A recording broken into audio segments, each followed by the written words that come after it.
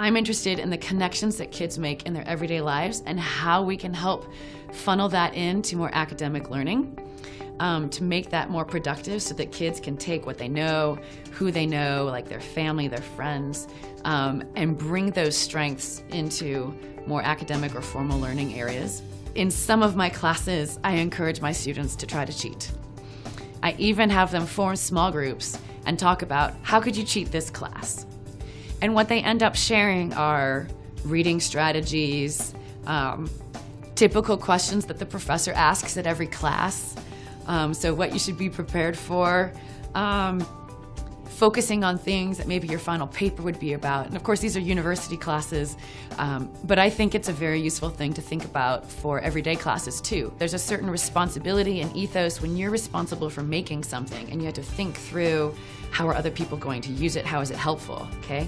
Well, put it up on a website and you actually have people using it often and giving you feedback on how good it is, and then you think about that audience and you start creating for that audience, which is an important part about learning how to make things.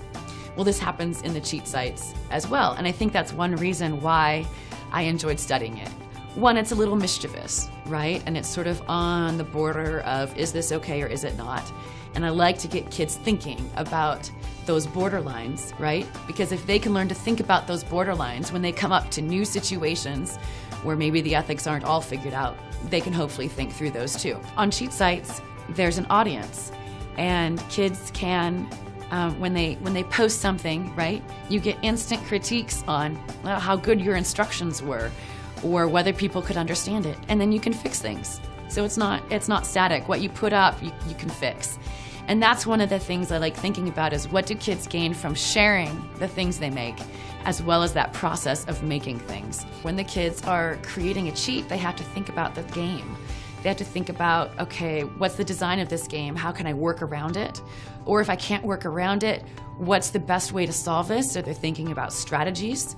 And then they have to think about, well, what's the best way to share this information with others so that others could succeed? One of those online websites where, so it was a virtual world, okay, called Yville.net, where kids played science games and talked with each other and socialized and dressed up their avatars. And basically, the more games they played and the more levels they reached, the more money they had, so then they could buy stuff to dress themselves with, which helped out their socializing quite a lot.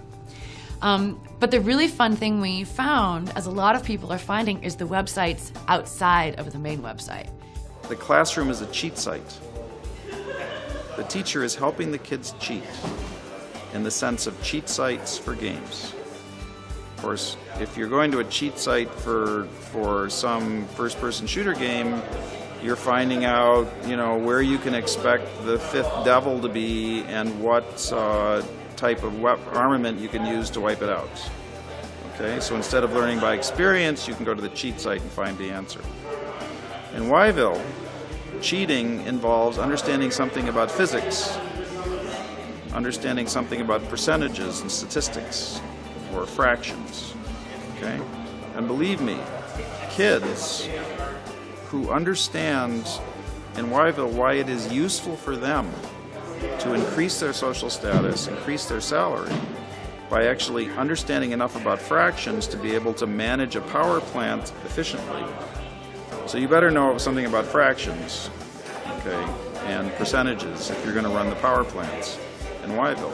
They want to know about fractions and percentages. The classroom activities that we design are to help them know about those things so that they basically are more successful in Yville.